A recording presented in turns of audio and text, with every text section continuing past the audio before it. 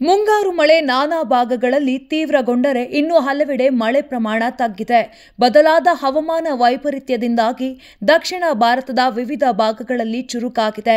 ಕರಾವಳಿ ರಾಜ್ಯಗಳಲ್ಲಿ ಧಾರಾಕಾರ ಮಳೆ ಮುನ್ಸೂಚನೆ ಇದೆ. ಮುಂದಿನ 5 ದಿನ ಬಿರುಗಾಳಿ ಸಹಿತ ವ್ಯಾಪಕ ಮಳೆ ಆಗಲಿದೆ.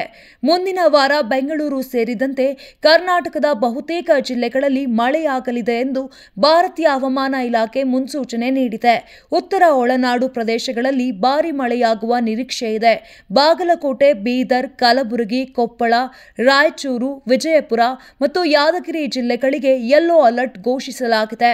ಸೆಪ್ಟೆಂಬರ್ 27ರಿಂದ ಶಿವಮೊಗ್ಗ, ಕೊಡಗು, ಹಾಸನ, ಚಿಕ್ಕಮಗಳೂರು, ದಕ್ಷಿಣ ಕನ್ನಡ, ಉತ್ತರ ಕನ್ನಡ ಮತ್ತು ಉಡುಪಿ ಜಿಲ್ಲೆಗಳಲ್ಲಿ ಭಾರಿ ಮಳೆಯಾಗುವ ಸಾಧ್ಯತೆ ಇದೆ ಎಂದು ಹವಾಮಾನ ಇಲಾಖೆ ತಿಳಿಸಿದೆ.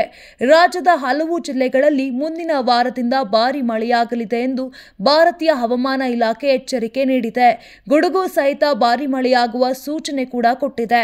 ಬೆಂಗಳೂರು ಮತ್ತು ಸುತ್ತಮುತ್ತಲಿನ ಪ್ರದೇಶಗಳಲ್ಲಿ ಮೋಡ ಕವಿದ ವಾತಾವರಣವಿರಲಿದ್ದು ಹಗುರದಿಂದ ಮಧ್ಯಮ ಮಳೆ ಅಥವಾ ಗುಡುಗು ಸಹಿತ ಮಳೆಯಾಗುವ ನಿರೀಕ್ಷೆ ಇದೆ.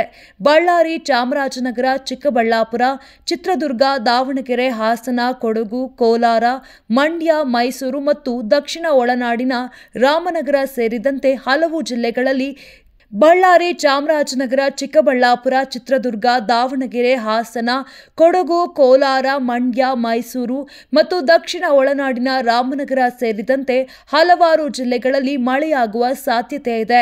ನೈಋತ್ಯ ಮಾನ್ಸೂನ್ ಎಂಬುದು ಋತುಮಾನದ ಗಾಳಿಯ ಬದಲಾವಣೆಯಾಗಿದ್ದು, ಇದು ಜೂನ್ನಿಂದ ಸೆಪ್ಟೆಂಬರ್ವರೆಗೆ ದಕ್ಷಿಣ ಏಷ್ಯಾಕ್ಕೆ, ವಿಶೇಷವಾಗಿ ಭಾರತಕ್ಕೆ ಭಾರಿ ಮಳೆಯನ್ನ ತರುತ್ತದೆ. ಇದು ಭಾರತದಲ್ಲಿ ಮಾನ್ಸೂನ್ ಅವಧಿಯಾಗಿದೆ. ಮಾನ್ಸೂನ್ ಗಾಳಿಯು ಹಿಮ್ಮುಖ ಮಾದರಿಯಿಂದ ನಿರೂಪಿಸಲ್ಪಟ್ಟಿದೆ. ಈ ಸಮಯದಲ್ಲಿ ಗಾಳಿಯು ಸಾಮಾನ್ಯವಾಗಿ ಭೂಮಿಯಿಂದ ಸಮುದ್ರಕ್ಕೆ ಮತ್ತು ಸಮುದ್ರದಿಂದ ಭೂಮಿಗೆ ಬೀಸುತ್ತದೆ. ತೇವಾಂಶ ಮತ್ತು ಮಳೆಯನ್ನ ತರುತ್ತದೆ. ಕರ್ನಾಟಕ ಕರಾವಳಿ ಭಾಗಗಳಲ್ಲಿ ಗಾಳಿಯ ವೇಗ ಪ್ರತಿ ಗಂಟೆಗೆ 40ರಿಂದ 60 ಗಂಟೆಯವರೆಗೆ ಹೆಚ್ಚಾಗಲಿದೆ ಎಂದು ಐಎಂಡಿ ತಿಳಿಸಿದೆ.